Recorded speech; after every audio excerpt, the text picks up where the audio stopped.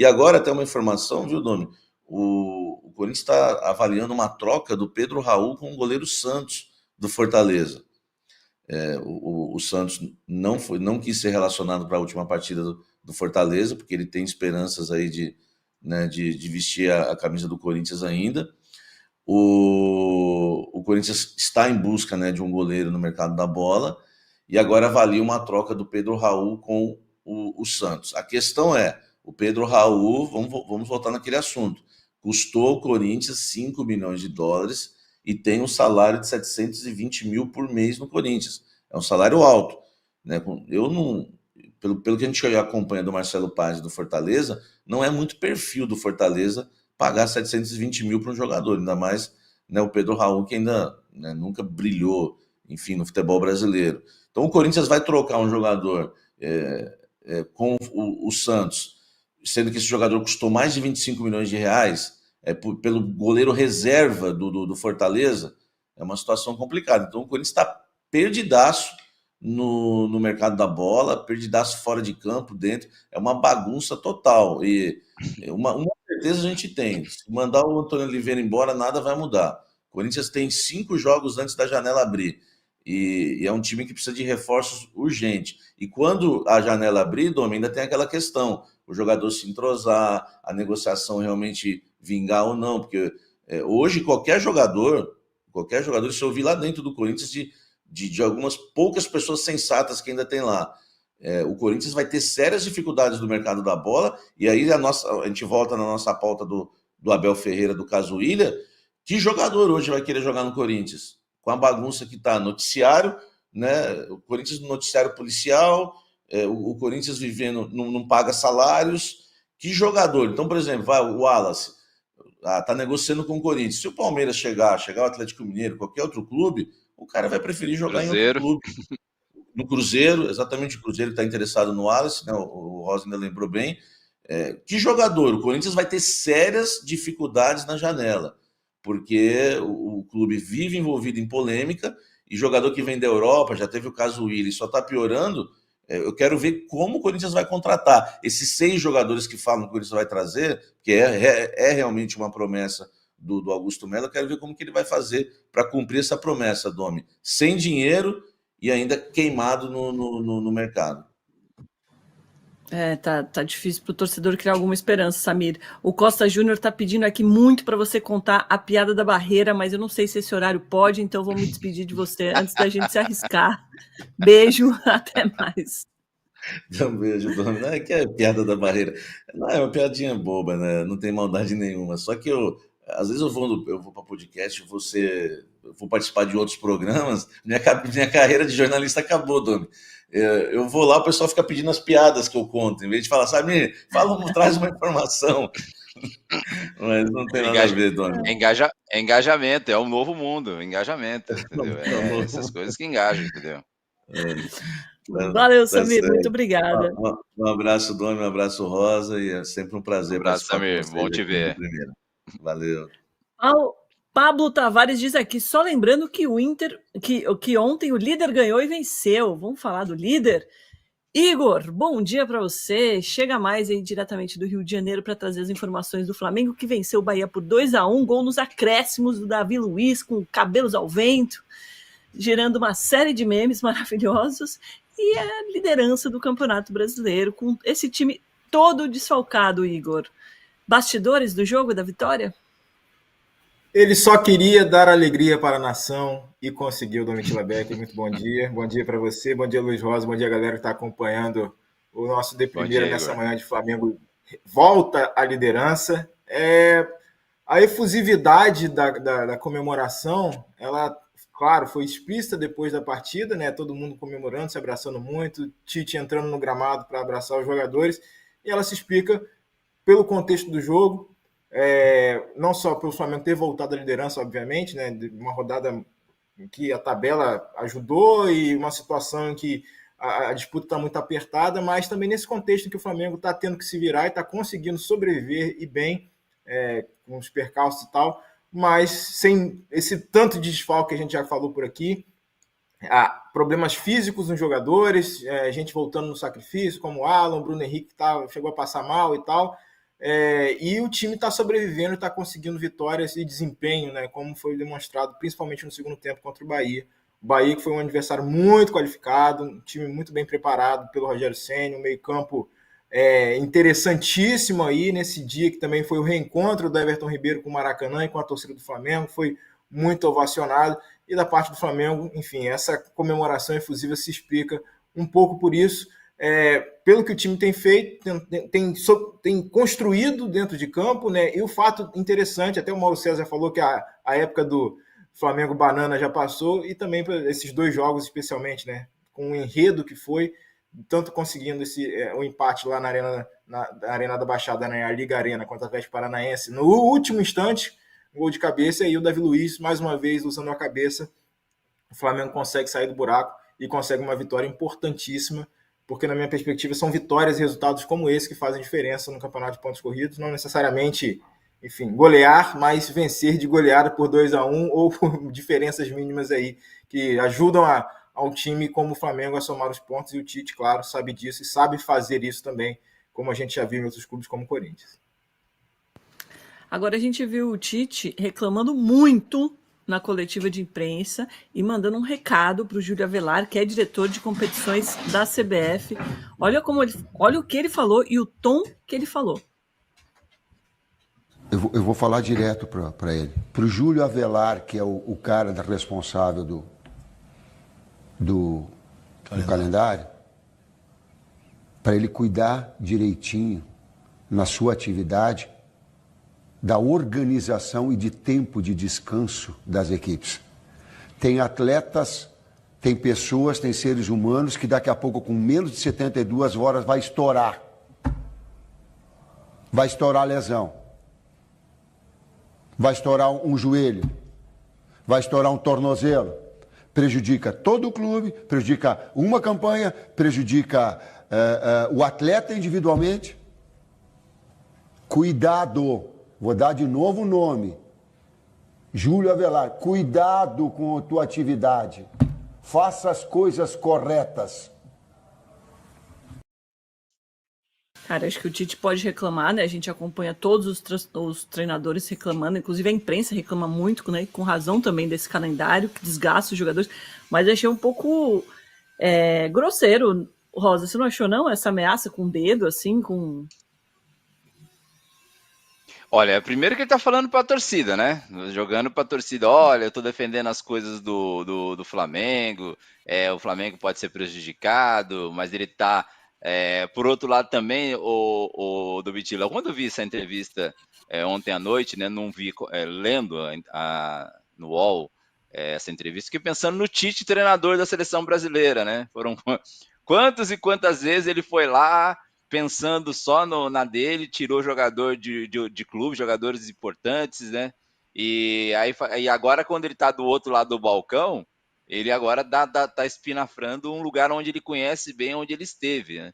Tô achando meio contraditório, né? Porque ele já passou por isso, ele sabe disso também, né? Ele foi também uma pessoa que também prejudicou os outros, né? Prejudicou muitos clubes, né? Imagina agora se ele fosse o treinador da seleção brasileira e aí ele tirava esse monte de jogadores da seleção, ele iria reclamar? Acho que o Tite também tem que olhar um pouco para o passado dele. Concordo com você, foi um tom agressivo, mas ele tá jogando para a nação, entendeu? Ele tá falando, olha, o meu time pode ser... Torcedor, se o Flamengo começar a jogar mal, se o Flamengo perder jogador, não é culpa do Tite, é culpa da CBF, né? Então, transferindo um pouco a responsabilidade, é óbvio que a gente sabe que essa questão do calendário é complicada. Quando o Abel vem falando também muito sobre isso, muita gente falou, o Abel só reclama. Você viu, ontem o Milito também reclamou dessa questão do calendário, Pedro Caixinha já reclamou, outros também, o Zubeldia tomou pancada muito porque resolveu poupar alguns jogadores contra o Cuiabá e aí perdeu. Só que assim, o único que levou o tom mais acima da média foi o Tite. Eu só acho estranho porque ele já passou por essa situação e agora ele está sentindo na carne o que muitos e muitos treinadores passaram ao longo dos 8 anos e sei lá quanto, quase 8 anos que ele ficou à frente da seleção brasileira, Domi. É. O Bira está falando exatamente isso no nosso chat. É porque quando o Tite estava na CBF não brigou pelo calendário. E ontem o Abel, que sempre fala sobre isso, também falou sobre isso depois do jogo, explicando que 3 dias de descanso faz muita diferença em relação a 2 dias. E a briga do Tite agora é porque vai para o Fla-Flu de domingo com um dia menos do que o Fluminense, num jogo de líder contra a lanterna, Igor. Então, o contexto da reclamação é justamente esse, porque pela segunda semana seguida, o Flamengo joga na noite de quinta-feira e joga no domingo às 4 da tarde. Então, o Flamengo fez questão de fazer esse pronunciamento. O Tite já estava com isso na cabeça, então não foi algo que ele teve o estalo ali, a diretoria já estava com esse assunto a ser tratado, tanto que depois do Tite teve um pronunciamento do gerente de futebol do Flamengo, né, o Luiz Carlos Azevedo, sobre isso, ampliando mais essa discussão, esse debate, porque o Flamengo entende que está sendo prejudicado mais essa situação em relação ao calendário e tabela, não só no cenário macro, né, de desfalques em relação à Copa América e data FIFA e seleção, enfim, que outros clubes também estão sentindo, mas, e aí por isso que ele fez esse recado tão contundente direcionado ao Júlio Avelar, porque é o diretor de competições, por conta dessa sequência.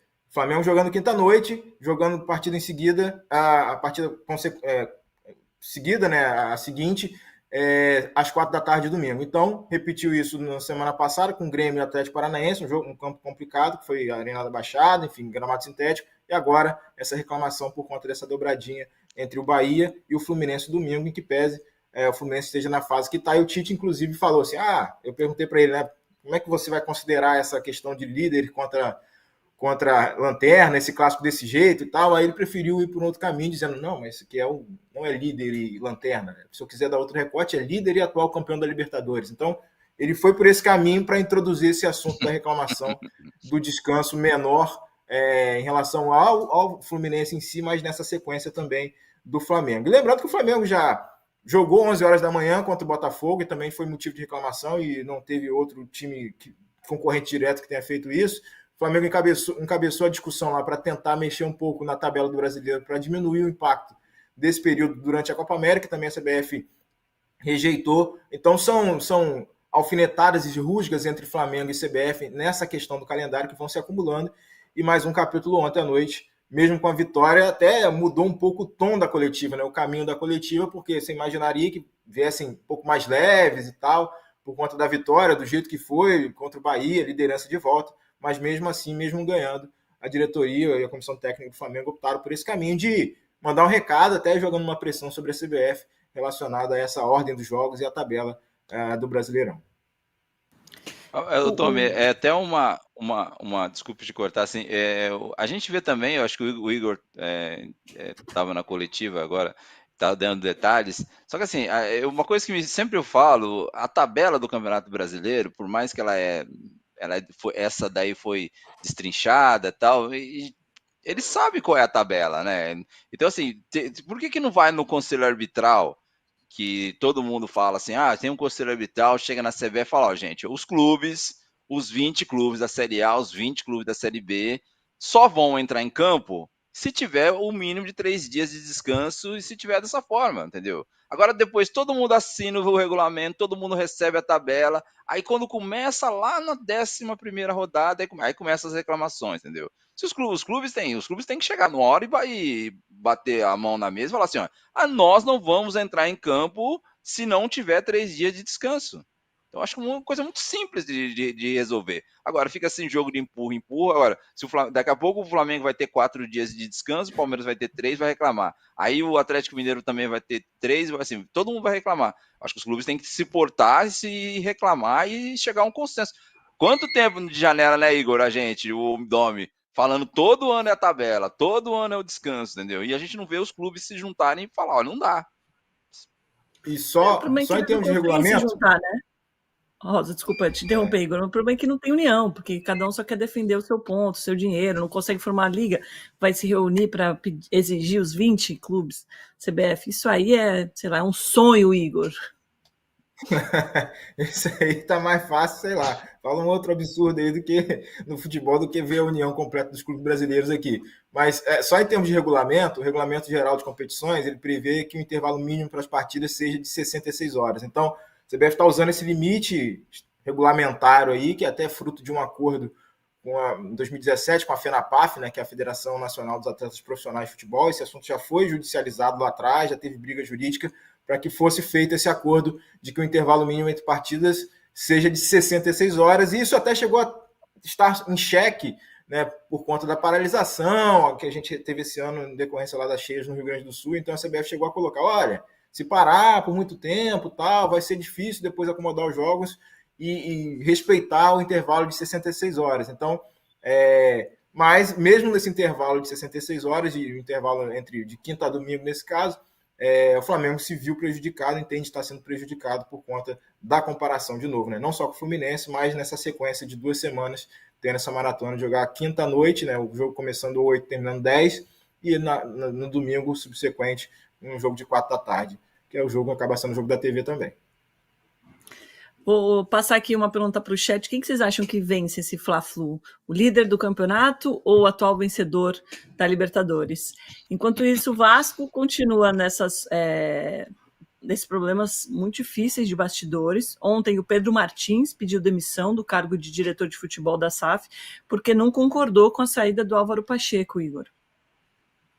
O Vasco numa situação muito complicada, e essa passagem do Álvaro Pacheco, ela começa justamente com 6-1 para o Flamengo, né? Então, técnico português demitido pela essa questão depois dessa série de maus resultados, né? Substituiu o Ramon Dias e teve aquele período de interinidade que vai ser agora, de novo com o Rafael Paiva, e aí a diretoria da parte agora do Pedrinho, assumindo a SAF, ele acaba fazendo essa demissão desse treinador português, o famoso Boina, que chegou aqui, como eu falei, já de cara com essa goleada do Flamengo, e o time não consegue engrenar, não consegue mostrar algo diferente, uma perspectiva de crescimento, e a opção da diretoria do Vasco agora, nem 4 jogos, né, basicamente, pouquíssimo tempo de trabalho, e aí a decisão é tirá-lo do comando do clube. E aí vamos aguardar qual vai ser o movimento do Vasco agora. Tem gente que fala que Ramon Dias deve voltar, pode ser que volte, pode ser que não volte, que seria uma grande bizarrice, na minha opinião, em relação a isso, né? Talvez, não sei se seja parte de algum tipo de acordo financeiro do Vasco trazê-lo de volta, até porque pode ter uma discussão sobre demissão, multa e tal, mas enfim, o Vasco vivendo essa situação complicadíssima, nesse corte mais recente, ampliada por uma derrota, a maior derrota, vale sempre repetir, da história do clássico Flamengo e Vasco, foi com o Álvaro Pacheco, e ele não trouxe nada de diferente, nada promissor para esse time no momento, que está na zona de rebaixamento, é um dos 4 grandões, ali, dos 4 gigantes, que a gente está olhando para a tabela e vendo, não só estar lá, mas uma dificuldade muito grande de sair, e a decisão do Vasco aí de mexer no comando técnico. E a saída do Pedro, né, o diretor de futebol, ele veio do Cruzeiro, já numa reta final de SAF do Ronaldo, ele vem para o Vasco num acordo com a 777, então era uma figura ainda da herança da gestão anterior, vamos dizer assim, e aí a diretoria agora do Pedrinho dando mais um passo, ampliando, né, o caminho de trocas aí, de coisas que foram legados da SAF original, né, a SAF da 777, e a diretoria do clube associativo que está gerindo o futebol agora faz mais essa mudança, e o Pedro vai ficar lá para fazer a transição para outro profissional. Dona. Qual?